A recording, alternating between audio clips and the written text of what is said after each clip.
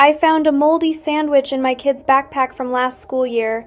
Back to school season is chaotic enough without discovering science experiments and forgotten lunch bags. As a mom of three, I've learned some sanity-saving cleaning routines that actually work when you're juggling school supplies, sports schedules, and endless permission slips. Let me share my quick back-to-school cleaning hacks that won't eat up your precious family time. First, create cleaning stations in each room with supplies ready to go.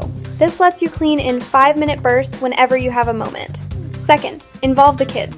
Even little ones can help sort laundry or wipe baseboards. Third, tackle backpacks weekly. Trust me on this one. Empty and wipe down with disinfectant every Friday. Fourth, meal prep containers get a vinegar soak overnight to eliminate odors.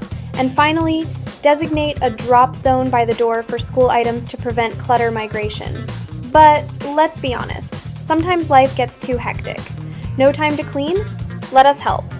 Call Bear Brothers Cleaning at 256-633-6332 or visit www.bearbroscleaning.com because your home deserves to be beery clean.